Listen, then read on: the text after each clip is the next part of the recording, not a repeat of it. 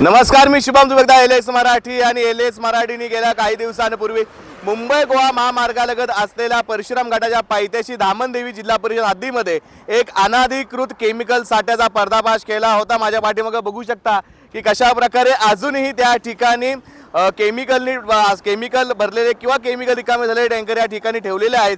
सर्वात महत्त्वाचं म्हणजे जेव्हा या घटनेची विचारपूस केली तेव्हा कोणत्याही प्रकारची परमिशन किंवा शासकीय परमिशन या ठिकाणी नव्हती। याच पार्श्वभूमीवरती धामणदेवीतले जे गावकरी आहेत त्यांनी स्थानिक प्रशासन आहे त्यांच्यासोबत लेखी तक्रार केली होती। मात्र या तक्रारीची दखल अद्यापही घेतली नाही। मात्र या एल.एस. मराठीची बातमीची दखल विधान परिषदेचे आमदार प्रमोद जठार यांनी घेतलेली आहे। प्रमोद जठार यांनी लगेचच तातडीने कारवाईचे आदेश आता या कंपनी विरोधात किंवा या साठा जो अनाधिकृत कोण जो ठेवतोय त्याच्या विरोधामध्ये तक्रारीचे आदेश दिलेले आहेत। लवकरच प्रशासनाने यावरती कडक कारवाई करावी असे देखील आदेश आता प्रमोद जठार यांनी दिलेले आहेत। थोडक्यात म्हणजे एल.एस. मराठीच्या बातमीची दखल आता प्रमोद जठार यांनी घेतली असून प्रशासनाच्या कोणत्या प्रकारे कारवाई करते हे बघणं आता योग्य ठरणार आहे। कॅमेरामन आदित्यसह मी शुभम, एल.एस. मराठीसाठी लोटे।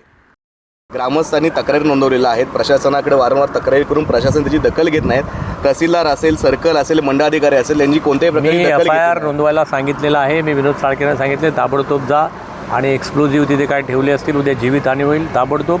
हे सगळं पोलिसांची जबाबदारी आहे। मी एस.पींशी बोलतो, आपण जाऊन ताबडतोब त्या ठिकाणी याला सूचना द्या पोलीस यंत्रणेला, त्याच्यावरती कारवाई जर अडचणीत चुकीचं असेल तर योग्य ती कारवाई केली जाईल।